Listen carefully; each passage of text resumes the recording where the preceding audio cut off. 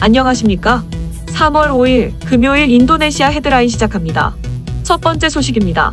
인도네시아 코로나19 확진자가 총 135만 3,834명으로 늘어났으며 이 중 사망 36,721명, 완치 116만 9,916명으로 집계되어 2.7%의 치사율을 보이고 있습니다. 인도네시아의 코로나19 1일 확진자 수는 6,000명 수준이며 백신 접종의 효과로 감소세를 보이는 것으로 판단되어지고 있습니다. 인도네시아에서 영국발 코로나19 변이 바이러스가 처음으로 확인되었다고 인도네시아 보건부 차관이 발표했습니다. 자카르타 수도권과 주변 도시에서 수집한 462개 샘플을 분석한 결과 2개 샘플에서 변이 바이러스가 검출된 것입니다. 영국발 변이 바이러스는 미국에서 확산 중인 바이러스보다 전염력이 2배 높은 것으로 알려졌으며 지금까지 50개국 이상으로 퍼져나갔습니다. 변이 바이러스는 치명률이 높지는 않지만 기존 바이러스보다 전파력이 강한 것으로 알려졌으며 보건당국은 영국발 변이 바이러스의 확산으로 병실 부족 현상이 다시 발생할까 우려하고 있습니다. 인도네시아는 코로나19 누적 확진자가 130만 명 이상을 기록하며 아시아에서 가장 큰 피해를 입은 나라 중 하나로 꼽히고 있습니다. 특히 장기 휴교와 가정의 경제 상황 악화로 피해를 입은 어린이들이 향후 성장했을 때 경제활동에서 배제되면서 잃어버린 세대가 대거 양산될까 우려되고 있습니다. 전 세계 어린이의 구호 활동을 목적으로 설립된 국제기구인 세이브 더 칠드런은 코로나19 여파로 인도네시아 아동 인권 침해 건수는 6,519건에 달한다고 발표하였습니다. 이 가운데 1,500건은 온라인 수업을 하면서 충분한 학습 활동을 보장받지 못하는 등 학습권 침해 사례에 해당합니다.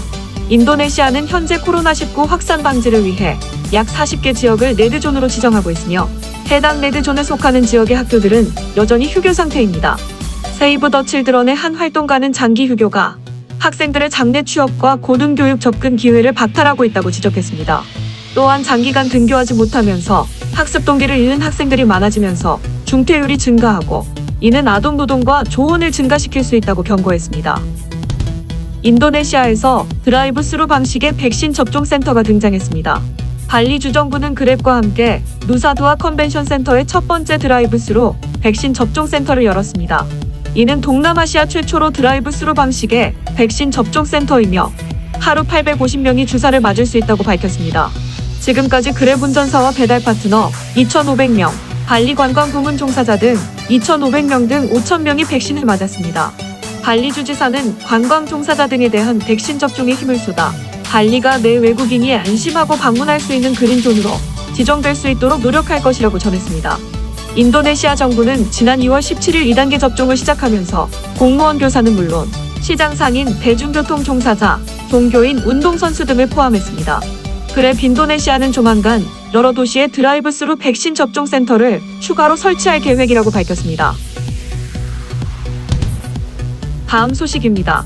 우리나라 외교부 장관은 인도네시아 외교부 장관과 취임 후 첫 통화를 하고 양국 관계 발전 방안과 지역 정세 등에 대해 의견을 교환하였습니다.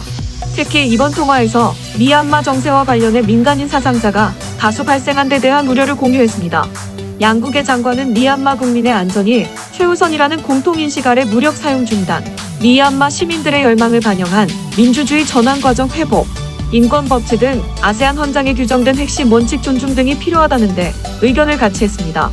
이와 함께 양국의 장관은 코로나19 상황에서도 양국이 여러 방면에서 실질 협력을 강화해왔다고 평가하고 국방 안보, 무역 투자 분야 협력 심화 등을 통해 양국의 특별 전략적 동반자 관계를 지속 발전시켜 나가기로 했습니다.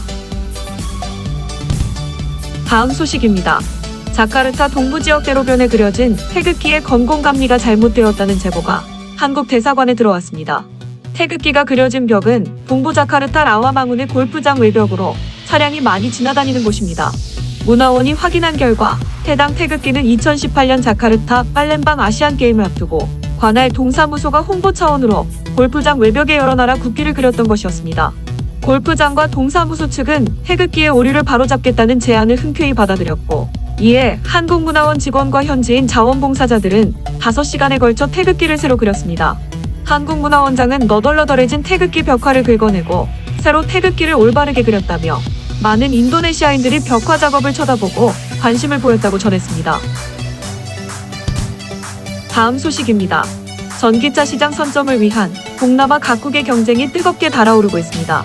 인도네시아와 태국, 말레이시아 등은 세금 인센티브를 포함한 적극적인 정책 지원으로 유치 경쟁을 벌이고 있습니다. 인도네시아는 2019년부터 전기차 홍보를 시작했으며 투자 가치에 따라 전기차, 배터리, 하이브리드 전기차, 전력 제어 장치 제조에 대해 5년에서 20년까지의 법인세를 감면 또는 면제 혜택을 주고 있습니다. 또한 연구개발 활동을 하는 기업에 대해서도 세금 공제를 제공합니다. 인도네시아의 전기차와 배터리 육성 의지는 정부가 원재료 광물의 수출을 금지한 데서도 찾아볼 수 있습니다. 참고로 인도네시아는 리튬이온 배터리 생산의 핵심 원료 중 하나인 니켈을 세계 최대 규모로 보유하고 있습니다. 태국은 하이브리드 전기차 생산자에게 수입 기계에 대한 관세 면제를, 외부 충전이 가능한 하이브리드 전기차 제조사는 수입 기계에 대한 관세 면제에 더해 3년간 법인 소득세 면제를 주고 있습니다. 또한 순수 전기차 사업 투자에는 5년에서 8년의 법인세 감면 혜택이 주어지며 1개 이상의 핵심 전기차 부품을 제조할 경우 총 10년의 법인세 감면 혜택도 주어집니다. 말레이시아는 전기차 생산에 사용되는 부품 제조에 대한 투자도 받고 있습니다. 특히 삼성 SDI 에너지가 오래전부터 리튬이온 배터리를 생산해왔으며 말레이시아 자동차 로봇 IoT 연구소와 공동으로 전기차용 배터리를 생산하고 있습니다. 또한 맞춤형 인센티브 정책으로 기업을 지원하여 투자, 총생산, 기술 이전, 연구개발 활동 등 많은 요소의 가치를 살펴 자동차 제조업체에 알맞은 혜택을 주고 있습니다.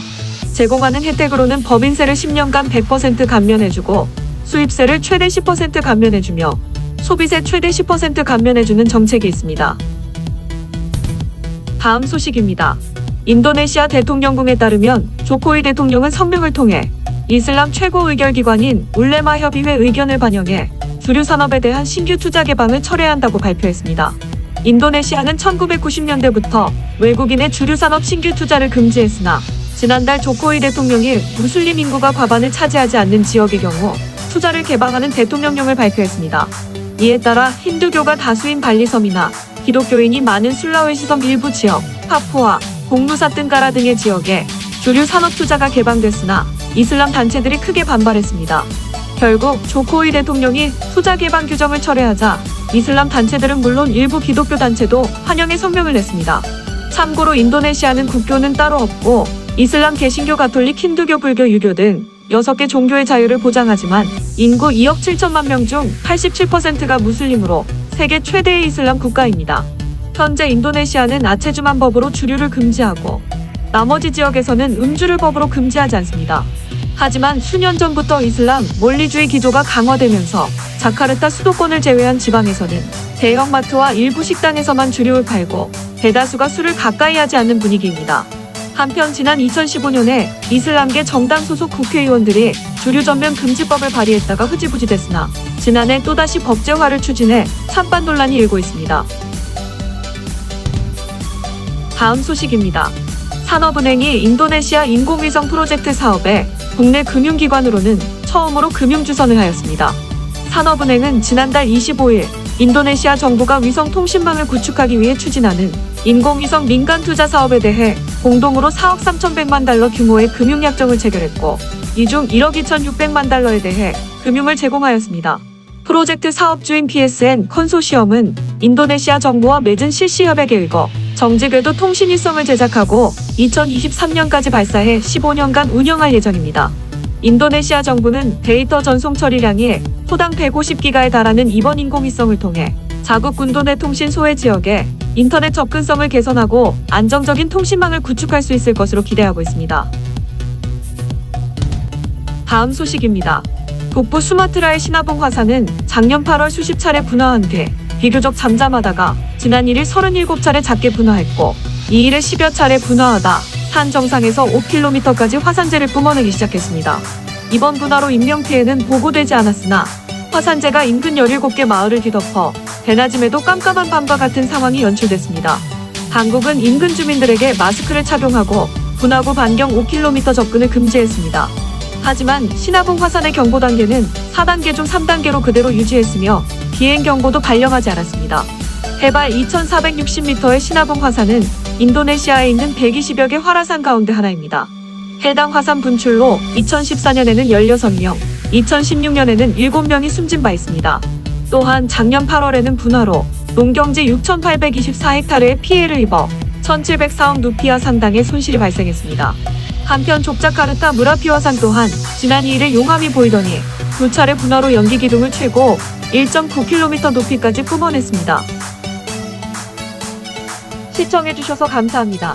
다음 시간에 뵙겠습니다.